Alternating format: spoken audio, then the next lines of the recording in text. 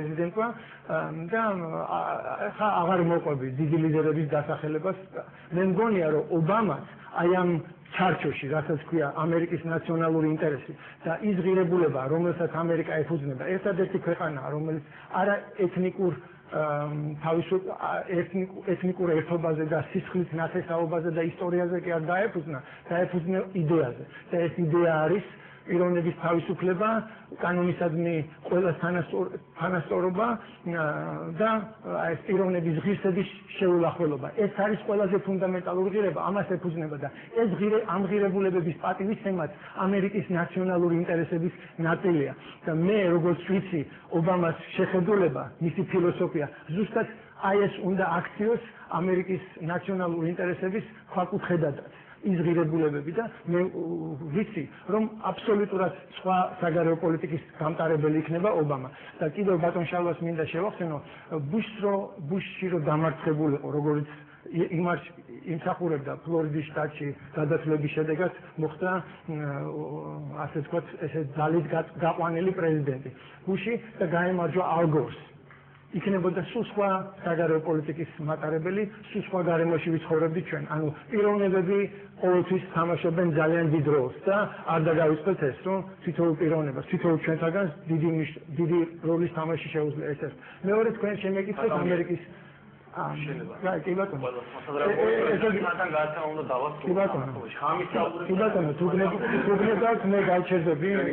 ან ამასობაში გაიგო, გონი ჩვენგან და ყველამ გაიგო, ვინ გაიგო ამერიკაში.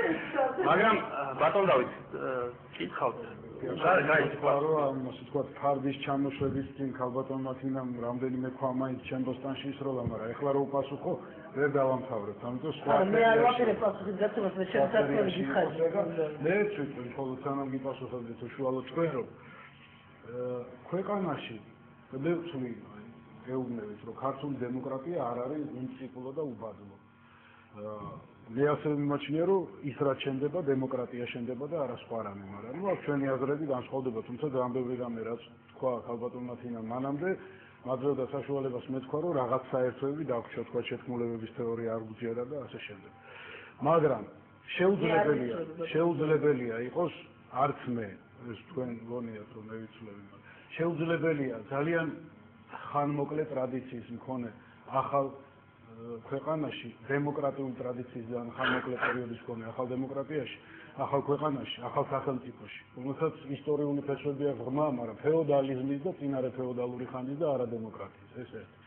მეორე, ქვეყანაში, რომელიც არის ხან გამოუცხადებელი და ხან ზოგჯერ პრაქტიკულად გაცხადებული ომის მდგომარეობაში წლების მანძილზე. თქვენ იდეალური დემოკრატია აშენებთ. აი ეს მგონია მე. პროცესი იქით მიდის, მაგრამ ვერ იქნება დემოკრატია იდეალური, როდესაც ძალიან ბევრი საფრთხე გემუქრება. ღმერთმა ქნას, რასაც ბატონი გია ამბობს, მიზანში აბსოლუტურად ვემთხოვი, მაგრამ მიზნის მიღწევის გზები გვესმის სხვადასხვანაირად. რაც მიზანი მაშინ უზნეობა იქნება და მიზნამდე ვერასდროს ვერ მივალ და ყველასგანე საქართველოს შეიძლება დემოკრატიის ტრადიცია არ ქონა, მაგრამ პიროვნების ღირსების, სამართლიანობის, კაცური კაცობის ღირსება ხო ეგ რა თემა არის არმეს. არა, ეს თქმა არის იმას ვერ ვამბობდი სამართლიანობაზე და ღირსებაზე. მე იმას ღირებულება არის, რომელიც ჩვენ უნდა ავაშენოთ საქართველოში. საქართველოს გამარჯვება, პარტიები, ღირსება და სამართლიანობა აგენტურის მხრიდან. ეს არის აგენტურა თუ არის დაიჭირეთ ახალი დემოკრატიული იდეალებით მარტივად ვერ მოუვა. თუ ვინმე აგენტია დაიჭირეთ, რატო გვაშინებთ ამდენი გაშინებს, თუ შეიძლება დამახარჯოთ. არა, დაიჭირეთ ვინც არის აგენტი და დაგვიხარდება ჩვენს, კაცო.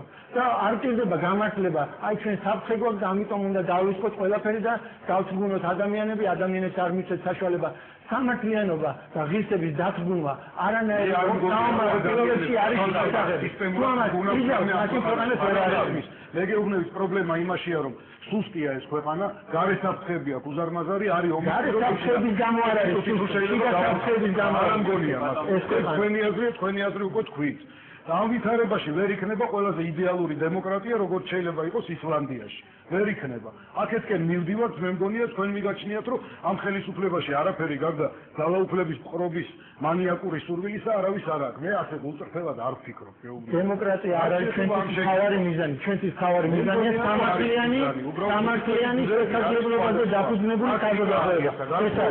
სამართლიანობა მთავარი, არა დემოკრატია. უბრალოდ თქვენ გონიათ, რომ მიზანი თუ ერთი გვაქვს და ტაქტიკა სხვადასხვა ეს არის უზნეობა, მე მგონია რომ ეს არის აღრევა სტრატეგიისა და ტაქტიკის განსხვავება. მე არ მგონია რომ თქვენ და მე ერთი და იგივე მიზანი გქონდეს. ხო, მე მგონია, მაგრამ შეიძლება თქვენ მართლა სხვა მიზანი გაქვთ, არა ის რასაც ამბობთ. რასაც ვამბობ ეს არის, ჩემი მიზანია სამართლიანი შესაძლებლობები დაფუძნებული ქართული საზოგადოების აშენება. თქვენი სიმართლით იარეთ. ოღონდ ეს სუბსახელების უნდა გაკეთდეს. ნუ ახლა მე არ მგონია რომ ჭუჭყიანი ხელებით ვაკეთებთ ამას. პოლიტიკა კიდევ ძალიან რთული საქმეა, რომ იქ რაღაც სირთულეებს ადგილი არ კონდეს და გადაცდომებს ადგილი არ კონდეს. ესეთი რამე არ ხდება უბრალოდ. გადაცდომები და რაც შეეხება თქვენ შეგებულება მეორე.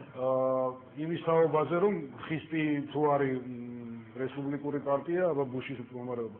ერთი რომ ბუში არ არის ყველაზე ასე ვთქვათ საუკეთესო წარმომადგენელი ამერიკული პრეზიდენტ ამერიკის ბუშების დინასტიადის და შეიძლება ბევრი შეცდომა უყოვნოთ მას და ბოლო დროს იგი ძალიან დასუსტდა, რამაც საკმაოდ შეზღუდა მისი მანევრის შესაძლებლობა.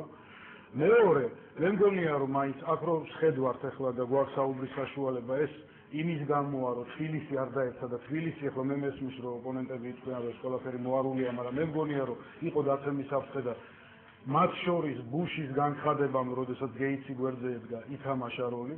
ისევე როგორც ბუშის ქმედებებმა ითამაშეს როლი, რომ თავის დროზე პანკიში როცა იყო კრიზისი, აი ის არ გადაიზარდა უფრო უარეს რამებში, რაც ჩვენს დამოუკიდებლობას ძალიან არ შემდგარს, აი მაშინ იყო სწორედ არ შემდგარი სახელმწიფო შევარდნაძის დროს. და მერე სახელმწიფო შენება დაიწყო. მაგრამ ესე შევსწავლოთ, მაგრამ აი ეს ბუშმა გააკეთა. რა თქმა უნდა, ჩვენ მეტი გვინდა, მაკეინს გონია რომ მეტი შეუძლია, მაგრამ ისევ ვიმეორებ, თქვენ ისიც ვკითხეთ, რომ რატო ხართ წინააღმდეგი ობამასი, რომელსაც შეუძლია გაამთლიანოს ევროამერიკული მიდგომები. ამით დავიწყე სწორედ, რომ ეს ობამას პლუსია. ობამა ამას შეიძლება უფრო სწრაფად გააკეთებს, ვიდრე მაკეინი შეძლებდა ამას. ანუ ობამას პლუსებით ბატონ დავით გეთანხმებით მაგაში. როგორ არ გითხრათ ახლა ბუში და გეიცი უნდა იცავდნენ თბილისს თუ მიხეილ სააკაშვილი გოგონა კიდევ ერთი აი ეს ბუშალავეს მოგონამ დასვა მაპატის იმედია არ მიწევთ მერე შეგვიძლია ვისაუბროთ არ მასულს რომელი იყო მაგრამ თქვენ აქედან დასვნა გამოიტანეთ რომ რაუბედურება ბუშის ამერიკის კარნახით უნდა მოქმედდეს მე ეხლა მე პასუხობ არა აი თქვენ თქვით რომ რაუბედურება თქვენს გაახვევებით ეს თქვით რომ როდის რაღაცო ბუშის დასაცავი უნდა გავხდეთო და ეგ არის მოცემულობა ჩვენ ვართ ძალიან პატარა, სუსტი, ბევრ რამეში გამოუცდელი, როგორც თანამედროვე სახელმწიფო ქვეყანა. ყავს უზარმაზარი მოკავშირე და თუ ვერ გავკვეულვართ, რომ ის იმპერიაა თუ მოკავშირეა, რუსეთსა და ამერიკას შორის განსხვავება რა არის, პოლიტიკა და რელიგია როგორ განსხვავდება ერთმანეთთან, ძალიან სერიოზული პრობლემები გვაქვს. მაშინ და მართლა ძნელია დემოკრატიული ინსტიტუტების შენება, თუ აი ამ ძირითად მომენტებში ვერ გაერკვია საზოგადოება. მე მგონი განსხვავება თქვენსა და მე მგონი დანარჩენ ქართულ საზოგადოებაში თქვენ ამბობთ რომ აი ფატალურად სხვანაირად საქართველოს არ შეუძლია თუ არ გვიშველეს ვიღაცებმა ან იმათმა უნდა გვიშველეს რომ ამან არის ჩემი აზრის გადაწყვეტილება ესა თქვით ეხა თბილისი გადაარჩინა ბუშმა და ეს თუ არ გვესმის ჩვენ მაშინ თუდად გვექნება საქმე ესეც თქვა დებატების ხერხია მაშინ ეს არ გითქვა თქვა ცოტა ეს ასპექტია რა საგარეო პოლიტიკური ასპექტია აი უამრავი საშინაო პოლიტიკური და სხვა ასპექტები ქართულად რომ ლაპარაკობ თავარი მიზანი ფატალიზმი ეს არის ფატალიზმზე გადავდივარ და ყველაფერს ვაბრალებ სხვა ისინი იმათმა უნდა გვიშველონ ჩვენ და პატარა ქვეყანა ვართ მე კიდევ გეუბნებით 21 საუკუნეში პატარა ქვეყანასაც შეუძლია გავწინება თქვენდან ამოწია და დარჩენებით რომ გადასარჩენებით და ამას ვაკეთებ სხვა ვერ გადაგვარჩენ თქვენი ხელისუფლება ამის საშუალებას არ გვაძლევს ჩვენი ამოცანა ჩვენი ქვეყნის გადარჩენა არ არის ამერიკის ხარდაჭერაში სამხედრო დახმარებაში ან იარაღის და ტანკების შემოტანაში ერთადერთი შესაძლებლობა ამ პატარა ქვეყნის გადარჩენისა არის ჩვენს უნარში შევქმნათ სამართლიანობაზე, ღირსებაზე, ცოდნაზე დაფუძნებული საქართველოს, სადაც ადამიანებს აქვს შესაძლებლობა თავისი პოტენციის ფარგლებში მიაღწიონ ბევრ რაღაცას. და ჩვენ თუ შევძლებთ მატერიალური და სულიერი საფუძვლების და საგანძურის შექმნას ისეთ, რომელსაც არა მარტო საქართველოს იყენებს, დანარჩენი მსოფლიოც იყენებს, მაშინ გადარჩება ეს ქვეყანა. ანუ ჩვენი გადარჩენა პირდაპირ არის დაკავშირებული აი ამის უნარზე. შევძლებთ ესეთი ქვეყნის აშენებას. თუ შევძლებთ ჩვენი ქვეყანა გაბრწინდება. თუ ვერ შევძლებთ ჩვენ ვიქნებით სულ აი ესეთ გაუთავებელ უბედურებაში, ხან ერთი მაკეინი მოვა, ხან ბუში მოვა, იმას მოვეწონებით, იმას აღარ მოვეწონებით.